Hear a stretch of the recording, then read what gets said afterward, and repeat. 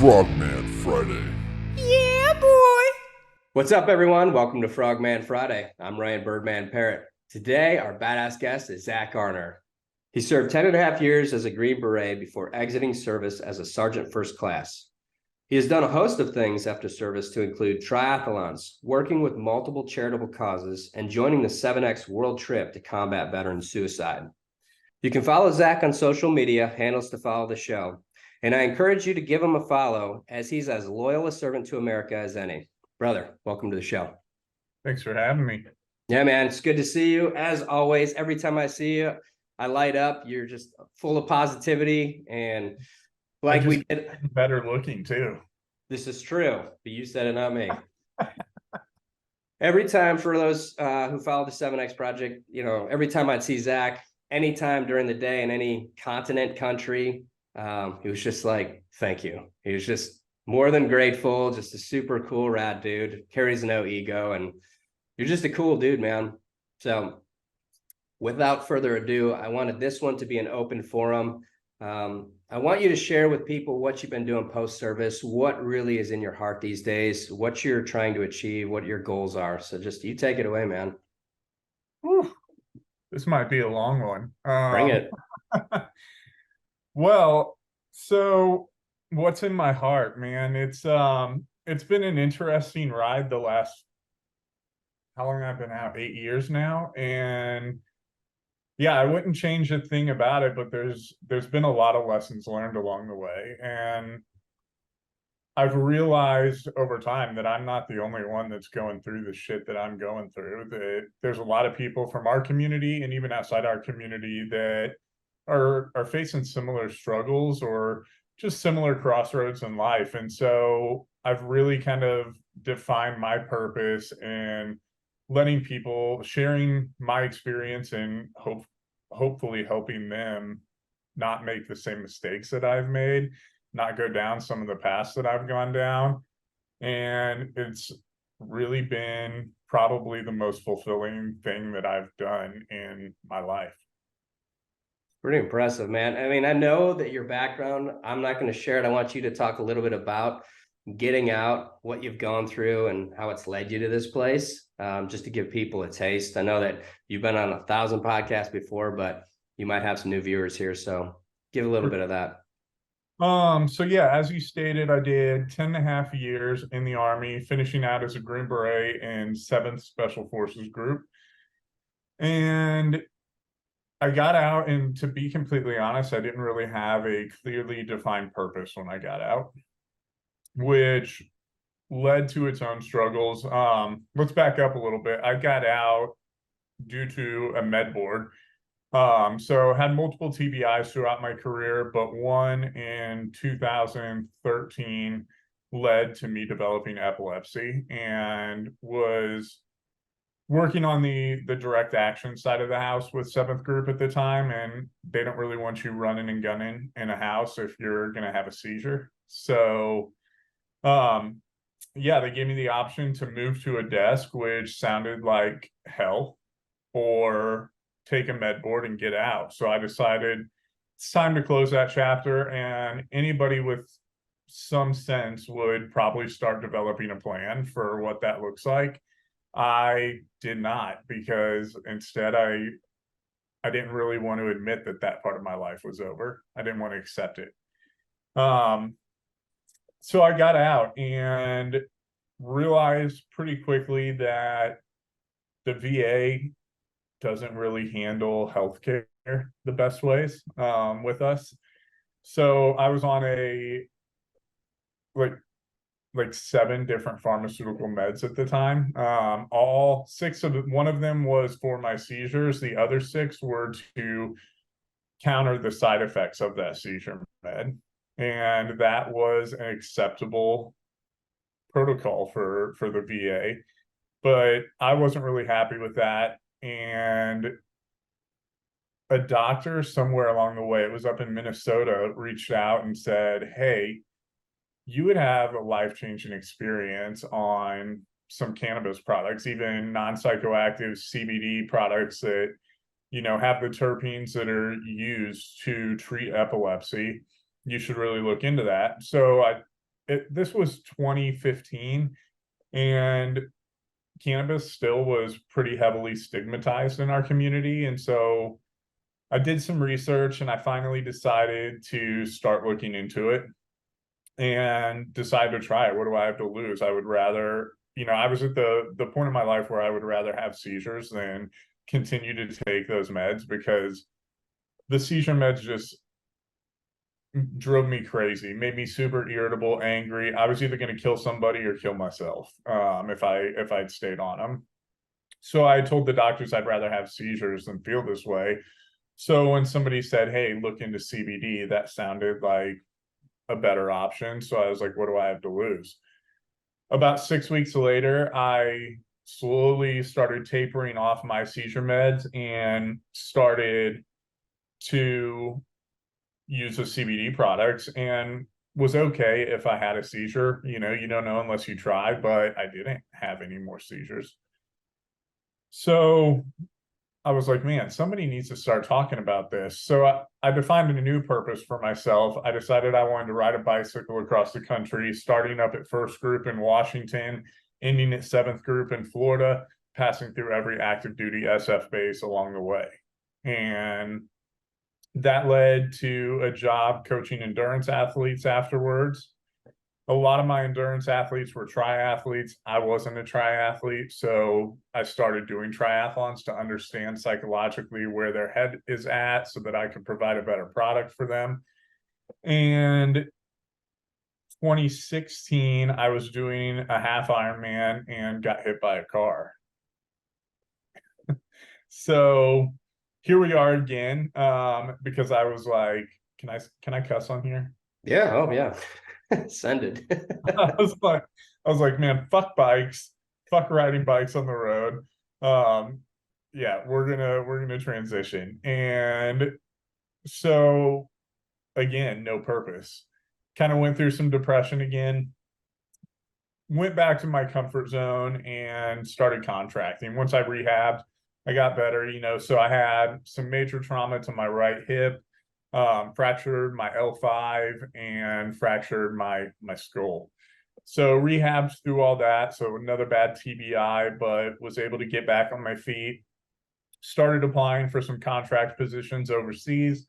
Got picked up for the main one that I wanted, and went on my way doing that for about another four years or so. And then 2020, COVID hit. We didn't have much work over there because they didn't want people leaving base, because they didn't want them getting COVID and bringing it back to base. Eventually it got there anyways, but they tried to keep it as long as they could from coming. And so because there wasn't a lot of work going on, it was super boring. So I volunteered to come back home, because some guys I'd been there for like 60 days already. Some guys had just gotten there. I was like, let them collect a paycheck. I've made enough money. Let's go home. Came back home and everything in Florida shut down. So outdoor activities were the only thing you could do to keep yourself sane, which I'm fine with anyways. I love being outdoors. I try to be outside as much as I can. But I was kayaking and got some dirty water into a wound on my leg, and that kind of started a roller coaster that continued for the next year of my life. So I got a bacteria infection in my leg, but it initially went misdiagnosed as just a overuse injury, and the doctors injected it with steroids. So 2 days later, my leg is blown up like a balloon. I can't put weight on it. It's red and angry, hot. Yeah, and so I called the docs back and I said, hey, something's not right. They said, let's come on in, let us take a look at it. So I went to an orthopedic doc. He took one look at it and he said, that's infected. Actually, he said, oh, fuck. Good diagnosis. Yeah. And he said, that's infected. We're going to send you back to the hospital. He said, while you're driving there, I'm going to call them and tell them to admit you. We're going to start you on IV antibiotics. He said, since this has only been going on for a couple days, it's early, and that should take care of it. So off I went. At this point, wasn't really too concerned. It was an inconvenience. And that was it. I thought maybe I'd be there for about a week and then go home with some IV antibiotics at home and then be good to go. But the bacteria wouldn't respond to the antibiotics because of the steroid injection.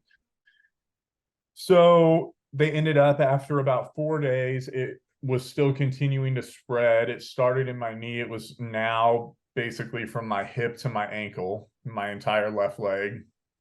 So they decided they were going to open my leg up and start doing washout and debridement. So scrubbing it was flesh-eating bacteria. So scrubbing all the dead flesh out, sprinkling some, antibiotic like powder or something inside between the skin and the muscle, and then packing wound vacs in there, and then wake me up from surgery, go to a room for 2 or 3 days, and then do it over.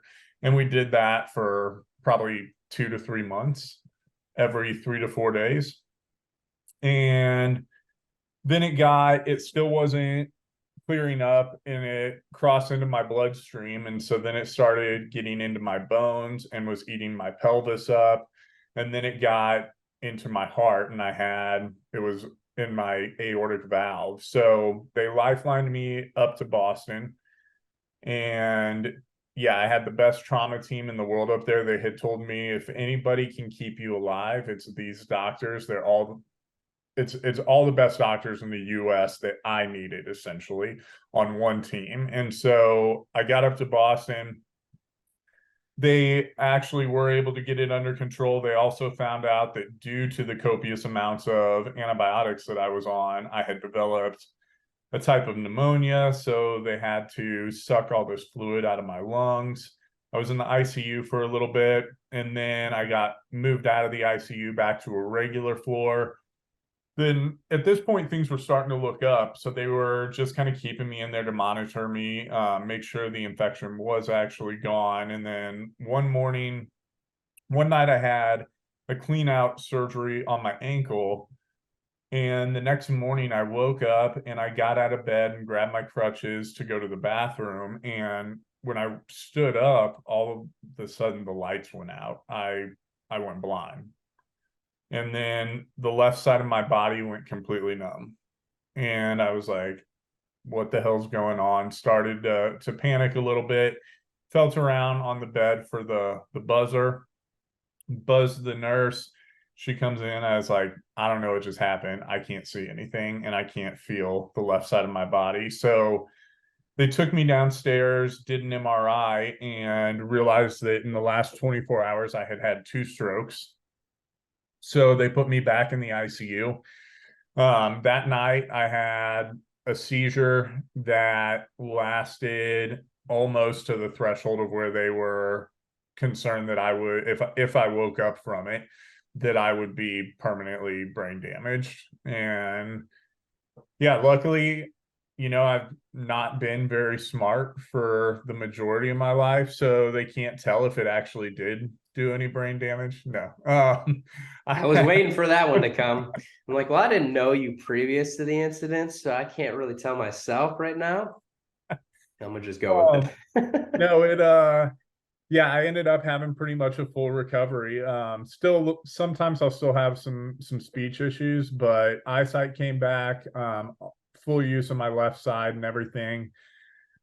And yeah, from there, then we started about a year-long process of doing all the reparative surgeries from the damage that was caused. So multiple surgeries on my leg, no longer to wash out the infection or the dead flesh, but to actually repair what was left of that leg. And then it had also gotten into my left arm, so repairing that left arm. Kind of crazy. I now have a dead person's Achilles tendon attaching my bicep to my forearm. So I call it my zombie arm. So I was wondering why you ran on like 2 legs and an arm during the 7X trip. Yeah, man. Yeah, it's stronger than my leg. Yeah, so about a year of repairing stuff and recovering from that. And then I went through some dark spots during that time. For roughly 10 months, I was on IV opiates. a lot of them. And I wasn't sure what kind of state my body was going to get back to. I was stuck in a bed for 10 months, and physical activity has always been kind of my therapy. I love, prior to getting hit by a car, I love riding bikes. So that was always a really good outlet for me. So being stuck in bed for 10 years is hell, and or for 10 months, sorry. That was hell. And I kind of went to a dark place. I got to the point where I started anything that wasn't going into my IV as far as narcotics go, I was kind of hoarding them. And then I would take them all at once, hoping that I wouldn't wake up the next day. Yeah. And when you keep waking up hoping that you're not going to, that's another letdown. And so finally I was like, well, this isn't working. So we got to shift something. And I realized what was missing, and that was a purpose. And so I just stopped trying to kill myself and decided my purpose is going to be to fucking talk about this and share what I'm going through so that someone else might hear it and say, hey, I'm not alone. And then we can help each other. And that opened up doors that I never knew existed. And that's how I met you. Yeah, so I got asked to do a podcast, and I'd never been on a podcast, and I went on there, and I just kind of shared the good, the bad, and the ugly. And a couple weeks later, somebody else called and said, hey, can you come on my podcast? And so I did it again and again. And then eventually you called me and said, hey, do you want to do this 7X thing? And then that became my purpose, because when an offer like that, an opportunity like that comes your way, you drop everything you're doing to be a part of it and to do your part to, I never want a free meal. I want to earn it. And so that's just what I started doing from the first conversation we had about it. I was like, I'm going to do everything I can to try to make this thing happen. There's no And question about that, bro. No question. Yeah. Pretty sure that you would have lifted that plane when it broke down the first time to get it back in flight. I saw you looking out the window at the plane like, I can do this. Was that when we were in South Africa? Yes. Yeah, and then somebody started a rumor and said, oh, there's too many lithium ion batteries on the plane. I think it was Roby that started that rumor. And I believed him. So I started telling people like, oh, it's because of the camera crews. They have too many batteries. Yeah. No, it's because we actually are trying to carry a polar bear with us from continent to continent. True. Yes. That'll be another conversation for another time, people. Yeah. Yeah. So smuggling polar bears. Yeah. So since 7X, let's talk about that for a minute. That was an amazing adventure. I knew we were going to go to really awesome places, and I knew we were going to do some really awesome things. The part that I did not predict was the awesome people that were going to be involved in it. Everybody on that trip was just amazing, and the bonds that were built through that, it was, in a sense, it was like an awesome trauma bond because we were sleep deprived, we were hungry, we were exhausted, we were, going through customs every day, international flights every night. But everybody just kind of like embraced it because you weren't doing it alone. That's the same recipe for the special ops, man, in the military, right?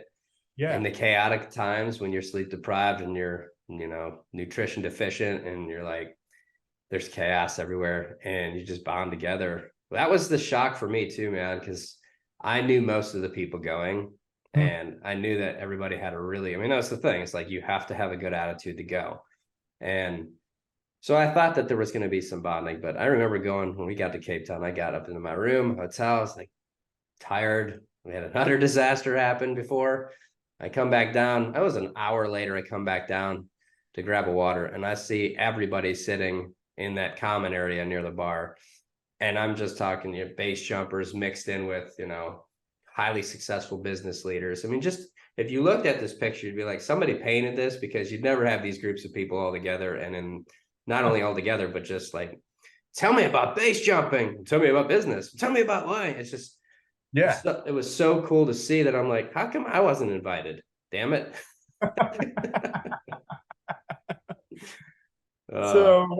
So yeah, that was an amazing experience, and I got back from that, and didn't waste any time. It was okay, time to find my purpose, my next purpose.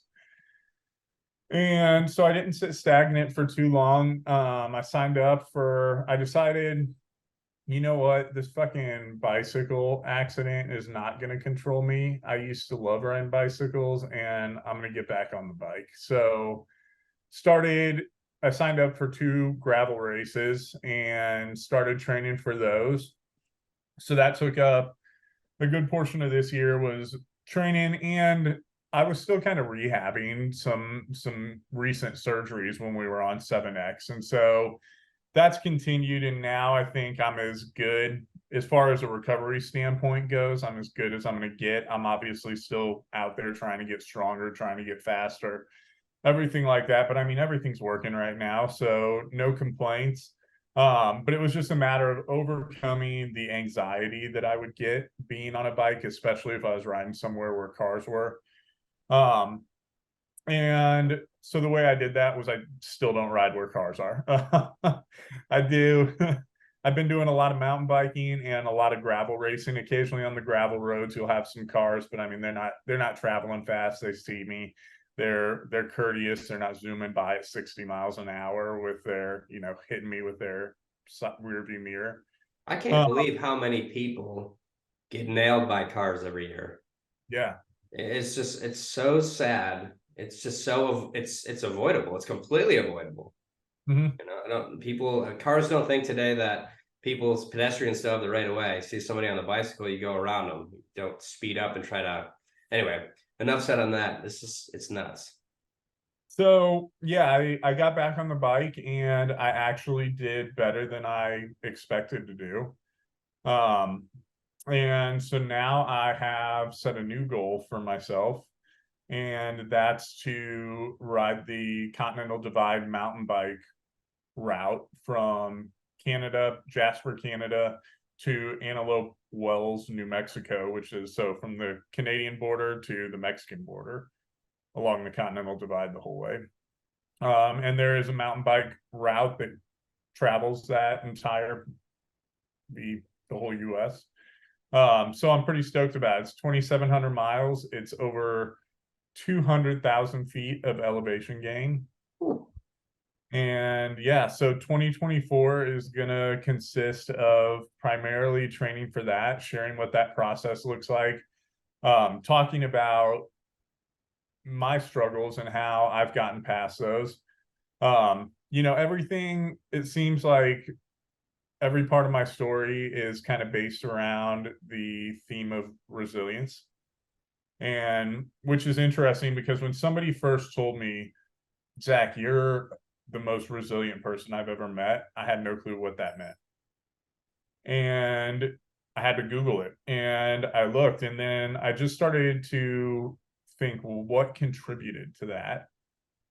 And I'm that's part of my like morning process, as I sit and kind of reflect. And especially on days where I don't feel like doing anything, I think about what has contributed to making me that way now, and I look for that, and that's what gets me out of bed some days, or gets me on the bike or to the gym or whatever I need to do. You think it's weird that we get into this kind of formula where we feel like we have to be switched on every single day to the highest level, and if we don't get that in the morning, then we're wrong or something's off? It's like we almost forget to be human, after doing what we used to do. I find myself doing that several times, and it's a combination of things. Like, I was sick for a week, and then my kids wake up at 6 a.m. and I'm getting them ready and got to get them out the door to school. And then all of a sudden I come back and it's 8 o'clock or 7:30 in the morning after drop off. And I'm like, why am I so tired already? It's like, well, I didn't think about this. Like, what did you just do for the last week or even further? So Sure. being able to give yourself grace is a good start, right? Yeah, absolutely, man. But yeah, I keep getting invitations to go on podcasts. Sorry, my GPS is dinging at me from my bike ride earlier because I didn't shut it off. Um, yeah, I keep getting invitations to go on podcasts, and I never want to be like the fat dad at the dinner table that's telling stories about his high school glory football days. Um, and so I want to continue to have new things to talk about when I go on there. I don't want to share the same stories over and over. I want to create new stories. And, to me, that is what resilience is. It's, you don't just stop eventually. You keep driving on, you keep pushing those limits. And I still haven't clearly found my limits, so I'm going to keep going until I do, which is going to be the day that I die. That's right, bro. Well, Yeah. it's like what you said. It's about who you are today, not about who you were as a Green Beret. That's all important, and it factors into all of this. And you definitely need to continue to tell that backstop of the story, because that's going to show people like I can't know how to get out of the darkness when I'm in the darkness if I'm not seeing it from somebody who's been there, done that already. Mhm. So always making sure that people hear that dark side of the house and never holding back on it. That's so important. And that's what you've been doing. I've seen some of your podcasts out there already, and it's very real and authentic. And that's something that's going to change people's lives, man, because there's a degree of people who get on podcasts and they just talk from a point of still having to be this, you know, poster boy for the special operations community, where they're going to talk about, yeah, I had hard times, but we're tough and we just keep pushing through. And that's all bullshit.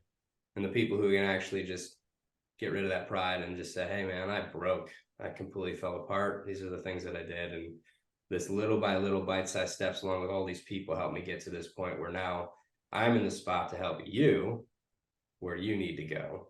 And then you're Yeah. going to turn around 5 years from now and say that to somebody else. And so that's huge. Okay, so you're going to ride the Continental Divide from Canada to New Mexico, which sounds to me like the Tour de France, only worse. 200,000 feet of elevation gain. That's insane. What are you doing it for? So another nonprofit they've been here for me throughout, literally from the day I left seventh group. That was the first time I heard about this nonprofit. Their name is Task Force Dagger. They reached out. I was moving up to Minneapolis. I was renting my house in Florida. My renters were moving in, but I had like a week of overlap until I finaled out of the Army and got my DD 214 and left for Minnesota. And yeah, this nonprofit reached out and said, hey, we'll pay for your hotel for that week. And I was like, oh, there's people that do that. And they were like, yeah, that's, we're here for you. And so they got me a hotel, and then I wanted to repay that. So when I rode across the country in 2015, I did it to raise awareness for non-pharmaceutical treatments for TBIs, and also raise awareness around PTSD and the suicide rate amongst the veterans. And I did that for them. So everything that I raised went to Task Force Dagger. So that was 2015. So I want to do the Continental Divide in 2025. So I thought it would be really cool 10 years later to do that for them again. And 2024 as I'm training, and I'll continue to accept speaking engagements and podcasts and talk about what that process looks like. I want to raise funding for them again. So yeah, I've set a goal that I'd like to raise 100 grand for Task Force Dagger. And yeah, I'm going to do this under their banner. And they work specifically with special operations soldiers. They're really great about sending guys to get fixed without all the pharmaceuticals getting involved. And yeah, they've always been there for me. You know, when I got hit by a car, they invited me and my whole family down to Key West and took us scuba diving. Couple weeks after 7X, they brought me down to Saipan, and I got to do recovery missions on World War II wreckage sites off the coast of Saipan. And that was a joint with Task Force Dagger and East Carolina University's archaeological staff. And talk about a cool experience sifting through, you know, scuba diving, looking at these plane wrecks and looking for U.S. airmen that were shot down and trying to find their remains and repatriate them back in the U.S. So, awesome, man. Yeah, they just do some really, really great stuff for the community. And the main thing that they try to do for the guys is provide a purpose again, which aligns with everything that I believe. I believe that that's the lack of purpose is the leading contributor to what the mental health crisis we have within the veteran community. I agree with you. There's no Yeah. question about it. Yeah. A lot of us didn't have like a so-called purpose before going into the military, but we're kids, you know, so the purpose is just to be a kid. Get through high school. Yeah, get through high school, barely. But then you're right, when you grab this, you go from like just standard childhood to like having a purpose so powerful, so big that, I mean, the goal is not to try to duplicate that out of the service, but to just be proud that you had it and find something maybe at a lower level that still gives you a way to give back. That's awesome though. So you're going to do this for Task Force Dagger. How can people follow you? Is it through your social media when you kick off this event? Are you going to promote it there to start, or how are we going to get in touch with you and share this information out? Yeah, Instagram, Zack, ZACK _next_door. That's my personal Instagram. Also check out Task Force Dagger's Instagram. But we are putting together right now, it should hopefully be out in the next week or two, but we're putting together a landing page where people can donate. I'll be posting stuff throughout the whole process. While I'm on the ride, I'm going to have a GPS, one of those spot trackers with me, and people can look and see where I'm at. And I want whoever wants to come out and ride 10 miles with me, ride 100 miles with me, ride for a week, whatever you want to do. Yeah, I would love the encouragement. And then I'm also hoping that we can create a way that people can pledge per mile or per foot or per meter of elevation. And if a couple people do that, then that's going to be my driving force to get this thing done, because knowing every additional mile I go is going to be more money for that nonprofit, and it's going to affect the community that I care about, then that's going to drive me all the way to the finish line. That's awesome, man. We'll put out your handles on this episode so that we can share, and we'll keep everybody up to date on the progress, getting your landing page out there, getting this thing fully fledged and out there. And we wish you all the best success with this grueling ride that you're about to endure. I appreciate it, man. I expect you to come out and do something. Yeah, I got my unicycle oiled up, so we're gonna get out there and log a few with you. No big deal. I like it. I'm kidding. I don't have a unicycle yet. Brother. Man. Well, I appreciate you letting me come on and talk everybody's ear off. No, brother, you're an inspiration, man. Truly an inspiration, because, you know, like we said, you have drive to continue, and not only to continue because you have gotten to the point where you've helped yourself get out of the darkness, but you're also now trying to help everybody else see that light. And that's not everybody's doing that, man. A lot of people want to do that, but can't. And the fact that you are doing that, it gives that light to us that are like, okay, today I don't feel like I got it as much. Today I'm ready to go jump through the fire because of you. So keep doing what you're doing, man. Seriously, we need more of you on this earth. Well, you know, man, I appreciate that. I am a product of those I surround myself with. And so if I haven't told you lately, Ryan, thank you. You're the man. I love you, dude. Love you too, brother.